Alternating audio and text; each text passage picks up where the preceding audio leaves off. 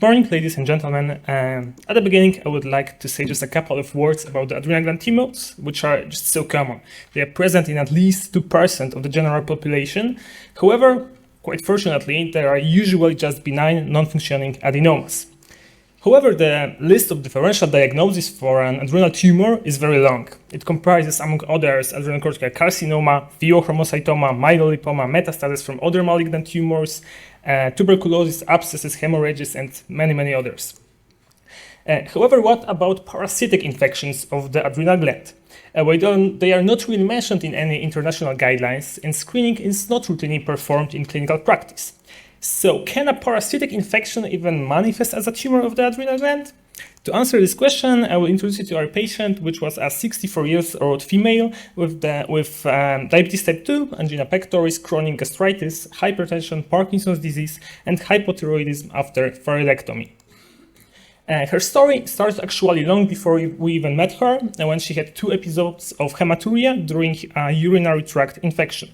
Because of that, she was referred from primary care to an urologist who performed abdominal ultrasound and found a suspicious lesion in the area of the right kidney. Because of that, she was referred for a CT. The CT showed a tumor of the right adrenal gland, which had plus 25 Hounsfield units density, and was showing infiltration of the diaphragm. It was also closely adhering to the liver. She was sent for hormonal evaluation to another center. They found an increase in 3-methoxytyramine urine excretion and diagnosed her with a dopamine-secreting pheochromocytoma. And the patient also had an MRI of the abdomen, where the radiologist also concluded that the most likely point of origin of the lesion is the right adrenal gland, and that it indeed could be a pheochromocytoma of infiltration of the surrounding structures. So the lesion was removed. However, the histopathological evaluation of the surgical specimen reported only signs of chronic inflammation with non-specific granulation. There was no signs of a neoplastic process, and there was no signs of a pheochromocytoma. During observation, the patient was hospitalized in a regional hospital because of anemia and increasing fatigue, and on where the regrowth of the tumor was spotted, and that's why the patient was sent to our center. On admission to our clinic, the physical examination was pretty much unremarkable. Apart from mild to moderate leg edema, the clinical symptoms of the patient included mainly fatigue and tiredness. The laboratory analysis revealed a mild eosinophilia and mild increases in ESR, creatinine level, and chromogranin A level. Apart from that, there were no signs of abnormal hormonal activity. We did a CT where a huge regrowth of the tumor was spotted. The lesion had 9 centimeters. It was localized in the adrenalectomy bed. It was expanding to the 5th, 6th, 7th, and 8th segments of the liver. It was infiltrating many surrounding structures, including the portal vein, the hepatic veins, the common bile duct, the inferior vena cava, the crust of the diaphragm, and the upper pole of the right kidney. So at this point, we had a huge tumor regrow, and we had actually no idea what it could be. So we decided to closely reevaluate the whole patient's diagnostic process and history. So we started with the previously found increase in 3-methoxytyramine urine excretion. So we noticed that the patient had Parkinson's disease, and she was treated with levodopa. And levodopa is actually metabolized to 3-methoxytyramine. So this finding was probably a false positive due to the medication which the patient was using. We asked our pathologist for a secondary evaluation of the surgical specimen, which they did, and apart from the chronic granulomatous inflammatory process, they also reported the presence of multiple eosinophils, which are best seen in the right bottom picture, and the presence of cysts with walls built of acellular protein layers, which is best seen on the left bottom picture. Those findings were indicative of a parasitic infection. So we did immunodiagnostic tests consisting of ELISA and Western blotting, which were unequivocally positive for Echinococcus multilocularis infection. Echinococcus multilocularis is a parasite for which humans are a dead-end intermediate host. It causes the disease known as alveococcosis, which is very serious and usually affects the liver. However, it can also affect other organs. Echinococcosis multilateralis is prevalent on the northern hemisphere. Most cases are found in China. However, it can also occur in other countries of Asia, Europe, and Northern America. Our patient was finally diagnosed with alveolar echinococcosis in an advanced, unfortunately unresectable stage P4N1 according to the WHO classification.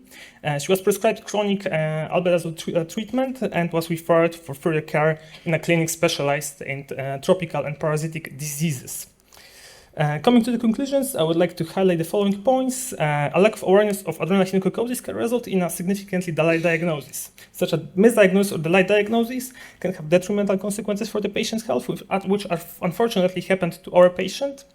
In complex cases like this, when the diagnosis doesn't really fit the patient, it's important to rethink your actions, reassess the patient's results and the patient's history. Alveococcosis is rarely observed in most developed countries, however it might become more prevalent due to migration, global warming and environmental changes. And finally, screening for alveococcosis should be considered in a selected group of patients with adrenal gland tumors.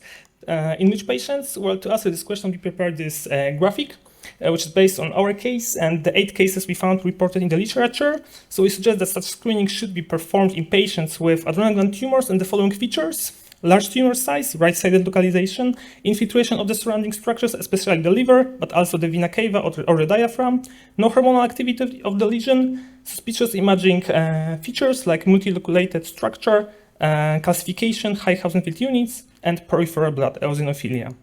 Thank you for your attention. Thank you.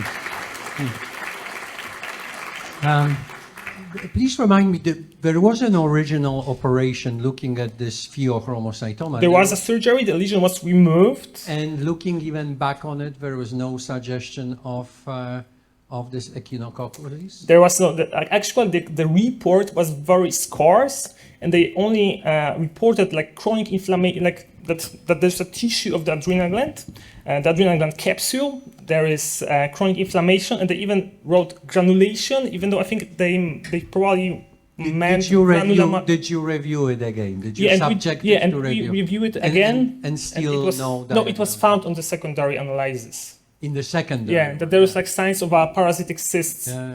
It's okay, second time is always better.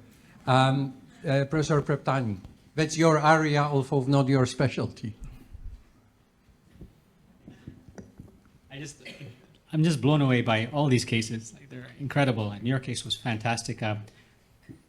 Echinococcosis, I can't even say it properly. Yeah, probably be the last thing I think about when we see a lot of adrenal masses. It's like bread and butter almost for at least our institution.